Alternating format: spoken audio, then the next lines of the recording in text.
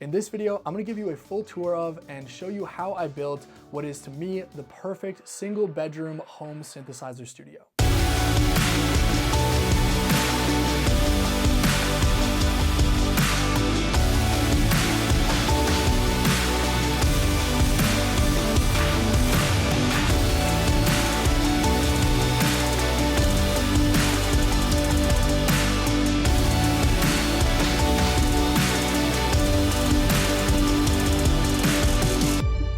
I've been getting a lot of requests for a video like this recently, so I also want to show you my exact workflow for how I record all of my synthesizers, my philosophy for why I like to have only some of them plugged in, and how I synchronize between hardware like pedals and synths with my DAW, which is Logic, and my computer. So before I made this studio, I was working out of a similar sized apartment, but one that was a rental and was located on the other side of town.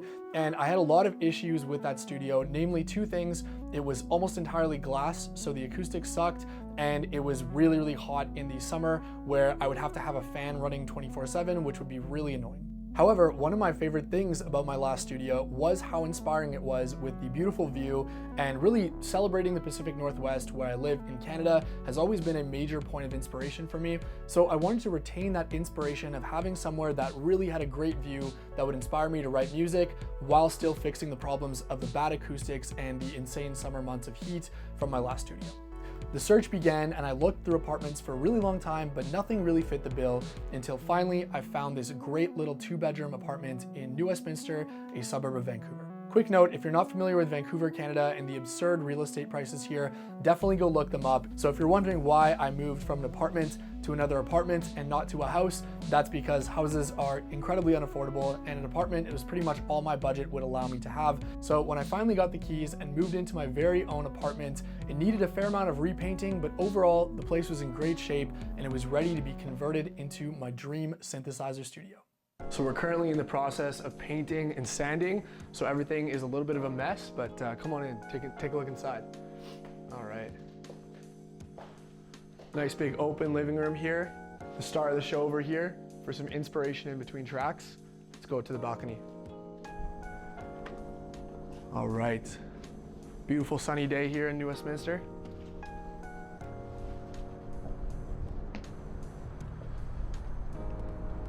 Not bad. With the very generous help of my dad, a great jazz musician in his own right, I was able to slowly but surely convert the entire apartment into a synthesizer and recording studio focus-based first and foremost. The main thing to remember is that the older you get, the better you play. No matter how bad you play, you believe you're playing better. The first decision I made was actually using the master bedroom as the recording studio. So this, where you see me right now, is actually the master bedroom, and the other bedroom, which is quite a bit smaller, was where I decided to use a storage space and put my bed. The entire outdoor area was also completely overgrown with plants and covered in garbage from years of just windstorms blowing it back there. So that needed to be completely renovated as well in order to just preserve the inspiring and beautiful view from the main room. So here is the finished product. Not bad, eh? All right, so we've officially painted the Miles Away studio. It's completely empty, there's stuff everywhere, and it's a giant mess, but at least now we can kind of start formulating what the studio is gonna look like. I'm gonna take a look at some of my gear and figure out the best way to make the ergonomics work for me in here. First, I just had literally a basic IKEA desk and a stand with a couple of synths, and that was all I had while I was waiting for my acoustic treatment to arrive. I started experimenting with different setups for where the desk should go, where the different synths should go, what type of wiring would make the most sense, and I eventually settled on what you see now, which is basically a central desk with synthesizers on either sides, and then a storage and inspiration section behind me for pedals and other gear. The desk is actually a very questionable inspiration copy of Output's platform desk, which I originally wanted to buy, but it wouldn't ship to Canada. So I went for one called Latitude Run, which was actually honestly really solid for how much I paid for it. And I have no issues at all, except for the fact that assembling it was probably the most painful day of my life. I still haven't figured out cable management for this desk, so if you have any tips, let me know. I'm far too frequently switching things up, and the cable management just seems to get lost in the wayside for me. Because of how much of an issue acoustics were in my last glass studio, I ended up going for the Prima Acoustics London 12 room treatment kit, which, while expensive, was one of the best investments I've ever made. And I experimented all day when setting it up with different placements, with firing some sine waves through to find where the bass traps are. And the combination of the London 12 kit with a bunch of bass traps from Auralex has really made my room a great space for mixing. Right now, I feel that while my room is not completely dead, I know it so well and it is close enough to balance that I can mix and have mixed tracks that have gone on to be streamed millions of times in here, so absolutely don't let acoustic treatment off of your mind. I would honestly recommend getting good acoustic treatment before getting expensive monitors if you are looking to do anything related to audio engineering or music production for a living. It's that important and I overlooked it for too long. As the studio got closer and closer to being done, I started to finally bring in more and more of my synths, as well as get some new synths and swap out the ones I wasn't using before. Before we see the finished product, if you've liked this video so far, give me a like, comment. It really does help the algorithm know that I should make more of these videos or less of them. With that being said, drum roll please. Let's check out the final Miles Away home studio. All right, so moment of truth. Let's check it out.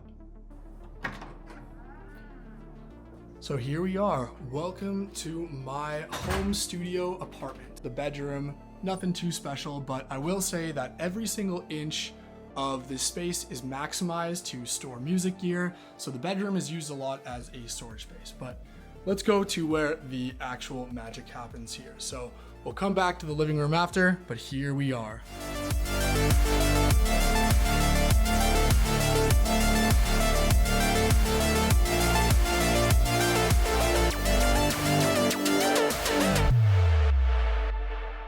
So the main philosophy that I went for when making this home studio was to maximize the space in a way that was ergonomic, but also really inspiring. So you'll notice not everything is available to use at any given moment. For example, we have this wall behind me here of pedals and synths and other desktop gear. And, you know, one might say, oh, it's not going to be super accessible to use it, but that's because I actually approach using music gear like synths and pedals a lot like cooking with spices. So if you can imagine, a lot of the stuff in here is like my spice rack, where when I want to go for a particular mood or inspiration, I'll take one or two things at a time off the shelf and plug them in and use them. So that's a perfect segue into the main desk here. So this desk is called Latitude Run. I get asked that a lot. It's actually from Wayfair of all places, but honestly, it's been super solid. Now, the desk is absolutely massive and takes up a good 50% of the room, but that's because it's a multi-purpose desk. I use this for filming all my YouTube videos. I use this as a workspace when I'm writing and producing, and I have everything set up so that when I sit in the middle in the center here, the sound is perfect, everything is exactly how I like, and it's really easy to mix. So let's jump over to the pedal section here. So you'll notice I only have 2 pedals currently set up, and that's because I like to just, like I mentioned, have only a couple things at a time there. So at any given point, the max I'll really use is 4 or 5 pedals, but frankly, most of the time I just have 1 reverb and 1 delay, and maybe 1 specialized pedal like a distortion or a mod or a multi-effects. We'll get back to how I record my pedals and synths shortly, but let's start off first with some synthesizer and instrument tours. So over here, we've got my wall of ever faithful synthesizers and my Mark I Rhodes electric piano. So we've got over here the Moog Sub 37, one of my all-time favorite synths. This has probably been on more records than any other mono synth for me. And then right below, we've got the Groove Synthesis Third Wave. And then underneath, we've got my Rhodes Mark I, one of my most prized possessions. This thing, I feel like I just got it back from the shop and I've missed it so much. I really like to start a lot of songs on the Rhodes, and I don't even record it as much as you'd probably think. This is more just my improvisation and songwriting tool, where I really like to make sure that when I write songs for synths, they are catchy enough and beautiful enough and evocative enough that they can be played on a simple piano by a fairly unskilled pianist like myself. Over here in the corner, and you'll notice a theme with maximizing space, we've got my microphone for recording vocals, as well as some storage here for the Game Changer motor synth and my filming tripod gear, as well as the mighty Erica Synths Percons under here. Now, I really do use everything that's in this room, so if it might look like something's in storage, it's still in very regular use storage. If I didn't use it, it would be in this closet back here behind where some of my other synths are in storage for longer term. Underneath here, we've got my mic locker. We'll check this out quickly. I don't use too much, but I've got my Neumann microphone, a TLM 103 for my miles away vocals. Really bright mic. It works well with my more sort of boomy low voice. And then I've got a Sennheiser MK4, which frankly I don't really ever use. This was my previous mic for my last couple records before I got the Neumann. And then I've got my DJI mic for filming videos. Over here in the middle, we've got the Flex station. So over here, I've got a desk that pulls out, and this can actually fit a synth as big as the Third Wave, which is awesome. This area really just changes based on what I'm working on. As you guys have seen from my videos, I've been doing a ton of MPE work recently. So I've got the Rolly Seaboard. Absolutely awesome MPE controller.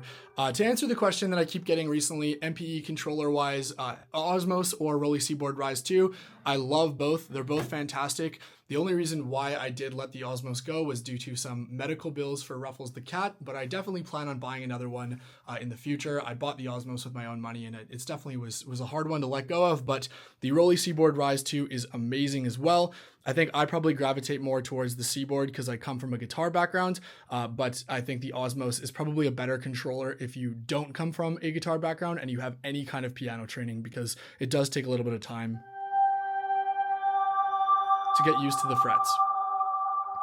Moving on over here, this is kind of my flex spot for gear that I'm currently working on. Currently just doing a video on the Cosmos, which is amazing, really loving this thing, as well as the Polyend Tracker Plus. So I kind of just store stuff on this side of the table that I need to access quickly and want to plug in and play right away without having to, fish around for where they are. And same deal over here, I've got my Solar 42, an absolutely beautiful synth. If you haven't seen my video on this, definitely check it out.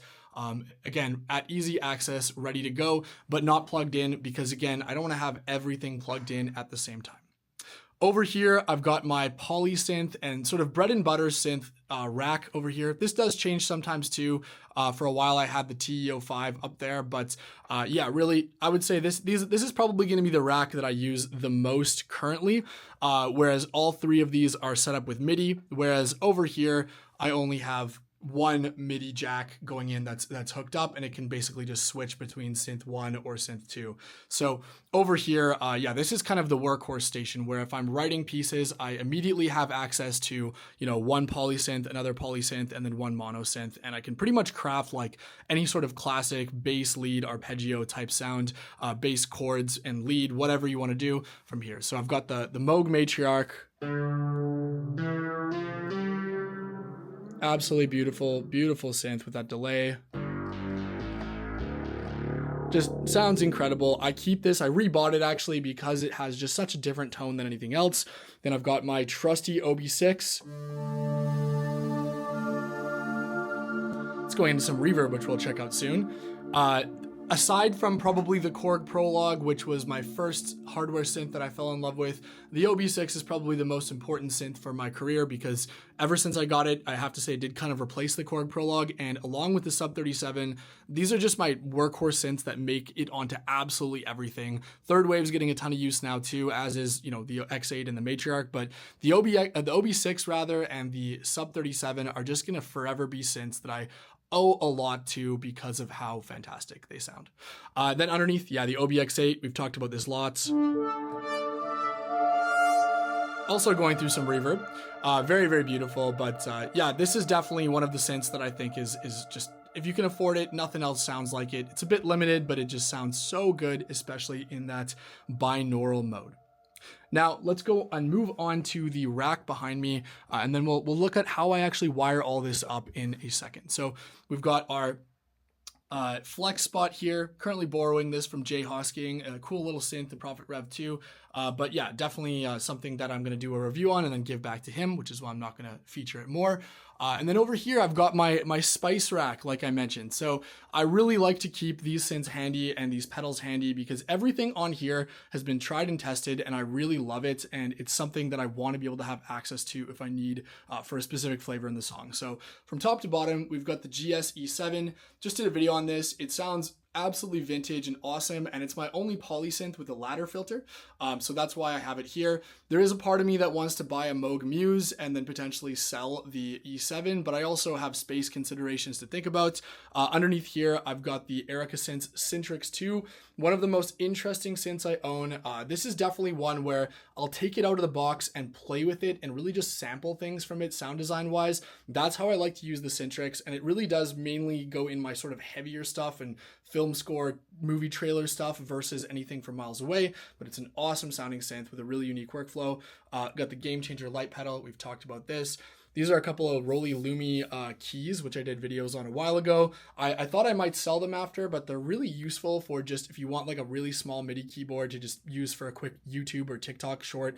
And they sound great. They're really easy to use for MPE controllers, and they're actually really solid. So I like those a lot more than I expected. Over here, we've got kind of our main two pedal racks. I won't go through everything because we've done videos on these as well as my recent top 10 pedals video. But yeah, these are all some of my favorite pedals. You'll notice a lot of reverb and delay. I really like pedals for kind of spatial and ambient effects. These are some of my favorites for sure. And then under here, we've got a bit more of the utility and kind of niche type of pedals like these Para EQ Deluxes, as well as the Walrus Melee, really cool pedal there. And then underneath here, the final rack is kind of the most niche of all, where I don't use them that often, but I really do like what they do.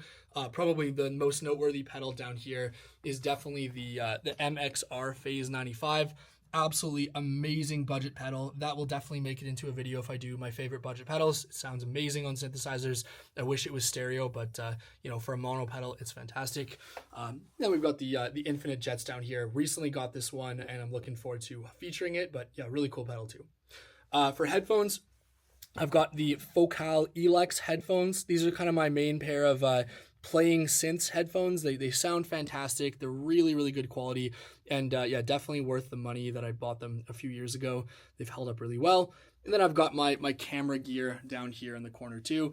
I'll cut to a clip of my main camera, which is the DJI Osmo Pocket 3, and this is my B camera, the Sony a6300, which I film all my YouTube videos on as well. And then finally for cameras, I've got my trusty DJI Mini 3 Pro drone here, which is what I do all the drone B-roll for the channel on. I think we have one more final little hidden compartment down here where I've got my poly and stuff, the tracker and the Play Plus, as well as a volume pedal for my guitar.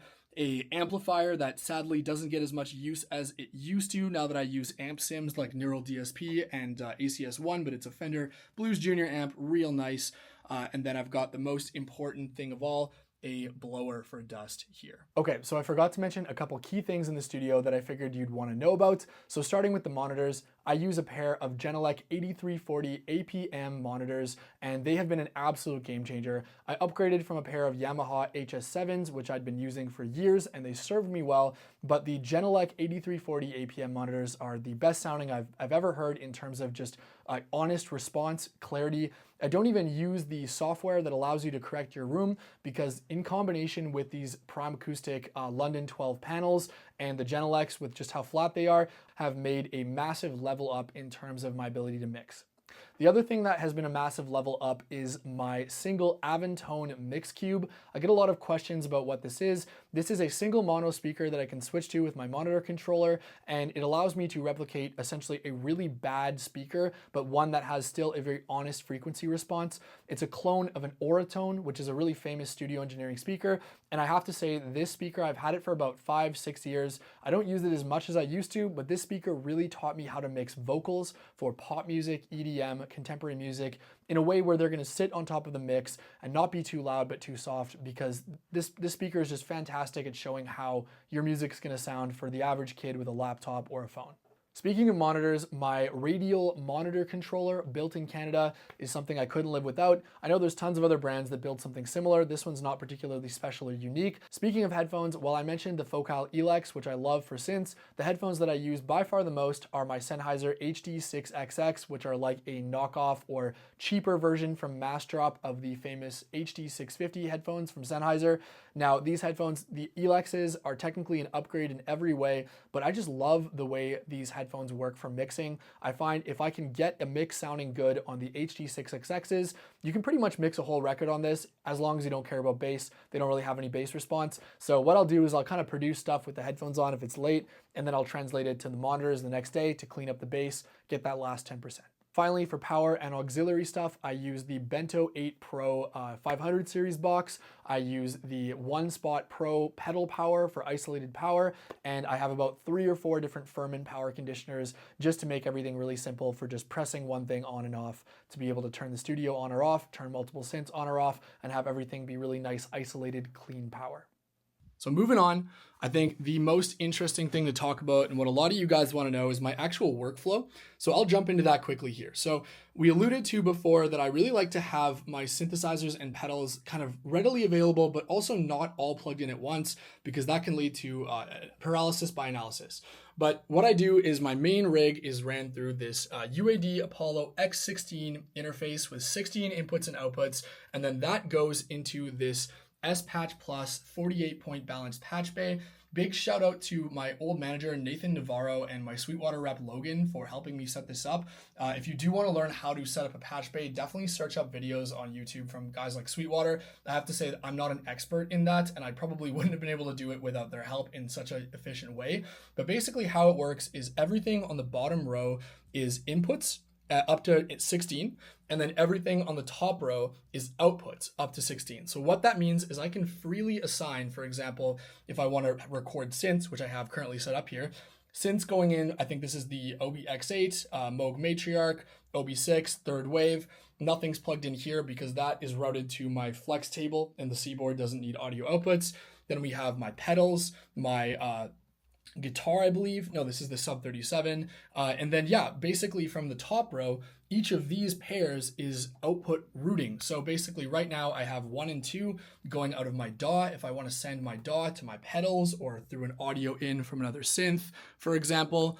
And then I have output 3 and 4 and 5 and 6. These are pedal send outputs where basically they will work within my console command center so that if I ever want to, say for example, we have our sub 37, if you can see that, we're going to take our sub 37 and we're going to route it to Q1, which is this pair of outputs here. So now the sub 37 is being sent out of the patch bay and into our pedal chain. So for example, if I wanted to, for example, put on some beautiful Marikai analog delay from our sub 37, we now have that.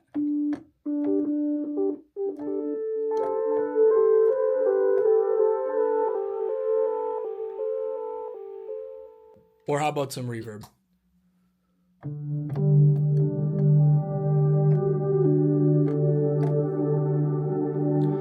Right, and it's really flexible because right now I have it just kind of in a really simple setup where everything's 100% wet and it's being used as a send. But if I wanted to, for example, it's super easy to just, turn it up a little bit, and then I would just mute the actual sub 37. There, if you can see that there, mute the sub 37.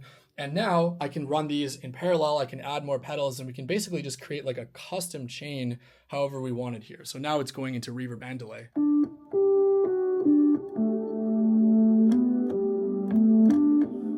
Sorry, this is bypassed. Now you should hear the delay as well.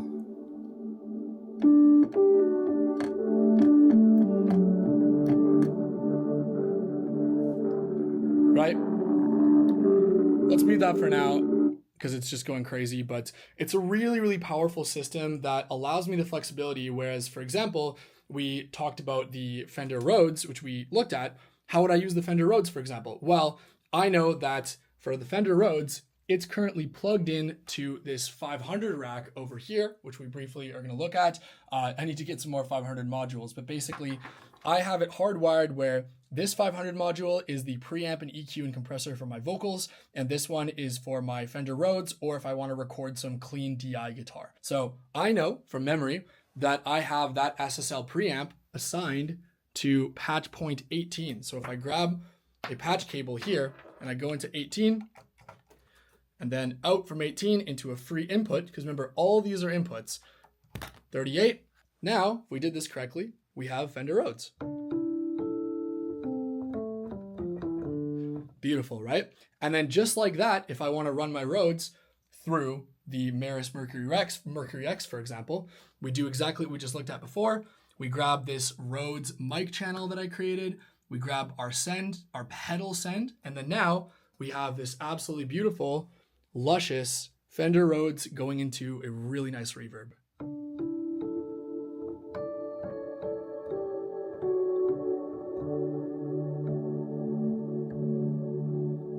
One last thing I'll touch on is just looking at my computer and how that works, because that's really important too, especially considering I'm a big advocate of the hybrid setup. So I've got here this dual monitor setup. So I've got a MacBook Pro, I believe it's 2021. I'll put it on screen with the specs. And then I've got a second monitor, a Samsung ultra wide monitor that runs Logic pretty much perpetually. This is the main thing I use this window for, because I like to have just Logic available and up at any moment.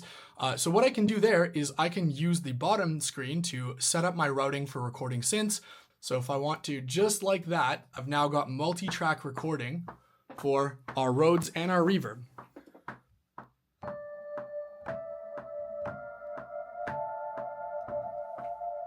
We go back to here. I'm gonna pause that, just disable the reverb. And then just like that, we can hear, just our reverb or just our Rhodes. Can change the mix, right? So we get all the benefits of multi-track recording in terms of like a whole studio, but we're doing it from a tiny little room using just a patchbay. So I'm a huge advocate of a patchbay. Definitely consider getting one if you have a lot of different synths and you don't like using a mixer. I'm not a fan of using a mixer and having to commit to a certain mix before I get to my DAW, because I really like to mix things in post. The final real cool thing that this setup allows me to do is really seamlessly combine the benefits of hardware and software. For example, because everything is hardwired through MIDI right here, I can really easily set up, for example, the OBX8 or the OB6 or whichever synths I want to use as external MIDI. Let's use the OBX8, and we'll go ahead and just mute these other two for now. Go like this, click in a few MIDI notes like this. And then just like that, I am able to, in real time, use an OBX8 inside Logic. And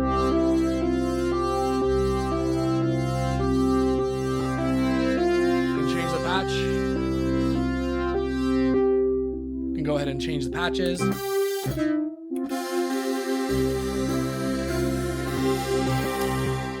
Right, so we're basically getting to use all these amazing hardware synths as a plugin inside the DAW.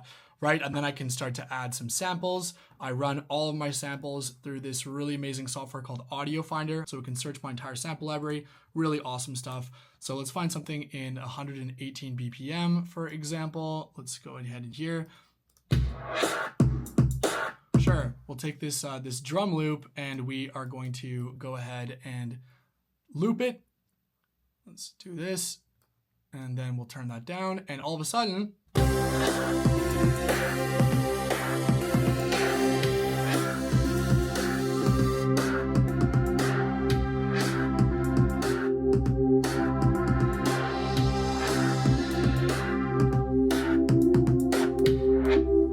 just like that, we have a really awesome hybrid setup where I'm able to really quickly write while using all the benefits of my computer, including samples, warping things in time, changing the BPM, not having to commit to multi-tracking because we have our patchbay, and then also combining it with the glory of hardware, synthesizers, guitars, everything.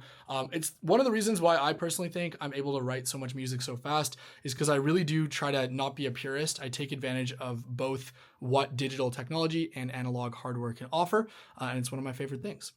So hope you enjoyed this studio tour. Let's jump to some little extras to wrap us up.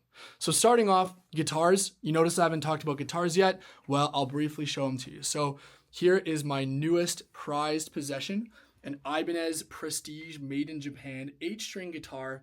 I absolutely love this thing. I got it as an investment for the business because I'm getting booked for more and more trailer type music where low guitar chugs are required. And I'm also just a huge fan of, heavy industrial metal and that kind of thing. So expect to see this guy more on records. And to check out the other guitars, we're gonna go ahead and tour the rest of my apartment. So here we're now in the main living room here. And again, every single part of this apartment is set up with the idea of video production and music production in mind. So you'll notice I have this really empty open space with lots of room where I do all my unboxings. I'll also film some vlogs and updates and videos in here. So yeah, not a single point of this is wasted. And then going over here, we can see my main guitar hanging on the wall. It's a Fender Stratocaster Sunburst, made in Mexico. I've had this thing for years, and I really have never found a reason to upgrade because I absolutely love it. I've also got a made in Mexico Jaguar bass. There's a lot of live bass on my upcoming record, and it was all done on this. And then finally, if we go all the way back, let's cut here through the hallway. We've got my infamous beat up acoustic guitar. It's a Art and Lutherie made in Canada guitar here, and it is this is the first guitar I was ever given at 12 years old by my parents. It's the guitar that's on Bring Me Back. It's been heard by billions of people, and it's I've never really felt the need to upgrade my acoustic guitar because I love the way that little 3/4 size guitar sounds. Anyways, let's go check out, to wrap things up, the outdoors, because at the end of the day, what's a good studio without inspiration? So out here is probably where I spend the most time outside of the studio. So I'm lucky enough to have a pretty large balcony here where I film videos out here. I filmed a music video out here about a year ago. A lot of the custom patches that I make are going to be made out here because it really just does inspire me having a view like this every day. So it's a pretty ugly day out today. So let's jump to some drone footage to finish this off.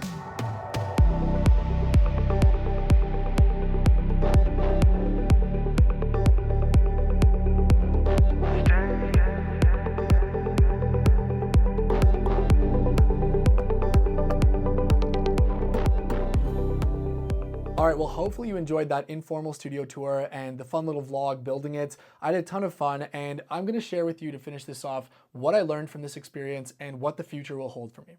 So first and foremost, I think that the number one thing I learned is that this size of a studio is all you'll need for being a professional music producer, because at no point did I ever feel like this room was holding me back as a music producer. However, as YouTube has gotten more and more important and I've focused more and more time on creating videos, this room has really started to feel a little bit cramped and small. And as you probably noticed by how many items are either kind of hidden in the background, like my tripods, or stored under my bed, the fact that I had to convert my bedroom into a storage space first and foremost, I really do think that if you are looking more towards being a YouTuber / musician and doing both, then you would benefit from a bigger space, or at least a secondary space. I am blessed in that I am able to use my living room for those unboxing videos, for those final thoughts filming to switch things up, but I will say that it would be really nice to have an A and B room, like an inspiration and music making room, and then a filming room. Secondly, in terms of some hard and cold audio recommendations and avoidance recommendations, I really do think that I regret buying the Apollo UAD X16 interface. It was the most expensive thing in my studio by a long shot. It was almost 6,000 or 7,000 Canadian dollars when I first bought it. And the main reason why I bought it was A, because it had 16 inputs and outputs, and B, because it had the zero latency monitoring for UAD stuff. And I really just don't use the zero latency UAD monitoring stuff as much as I thought I would. The only thing that's really nice is auto-tune, but for stuff like reverb, distortion, guitar amplification, I have pedals for all that. And for stuff like my guitar and my Rhodes and my mics, I have to use my preamps in my 500 series anyway, because the X16 doesn't have included preamps. Next up, my only other regret for purchase is actually my Mac. Now, I spent a ton of money getting the top of the line Mac. I've had it for about 2 years now, and it has unfortunately been nothing but problems. I've been a Mac user my entire music career, and I've never had issues. I don't know if I got a particularly bad one or if there's just a lot of glitches still with the Silicon Mac M1, M2 operating platform with a bunch of plugins, but I regularly get crashes. I have to constantly back up and save my work because I don't know if while I'm working on a track for a client, it'll just crash. And overall, it's not as fast as I thought it would be for how expensive how expensive it was. Again, I don't want to dissuade you. I'll buy another Mac after this, but I might look into like a Tower or an iMac or something because I don't travel that much anymore for shows or anything like that now that I'm primarily based out of my home studio. Finally, what does the future hold? What's the future of this studio? Well, Like I mentioned, this studio was designed and built when I had one goal first and foremost, and that was to convert all 600, 700 square feet of this space into the perfect place to live and work on music 24/7. However, since then, I've actually become engaged. I'm very, very happy about that, and I need more space to live a normal life as well as just make music like a hermit in my apartment. So while I will absolutely miss this place, eventually in the next year or two, I'm really looking to buy a house with my partner and move away from this apartment and really get a bigger space where I can apply the lessons that I've learned from this place. Because at the end of the day, I think, like I mentioned, why I left the last place, every single time you make a studio jump to a new place, you have to take what you liked from that last place and what inspired you, and then take what you didn't like and then change that. And for me, I definitely know that I will miss this beautiful balcony and view. It inspires me so much when I'm creating synth packs for you guys or filming videos or learning new pieces of gear in the summer out there with a craft beer, but I will definitely not miss how cramped this space is for making YouTube videos. So expect in the next couple of years a new studio tour, a new building video like this. It could be sooner, it could be longer, it just depends, because just like with this place, I really want to take the time to find the right place that's going to continue to inspire me to create better and better music for you all and whoever else listens to my music and watches my videos. Thanks so much for watching. If you enjoyed this video, again, please like and subscribe. I've been Miles Away, and I will see you in the next video.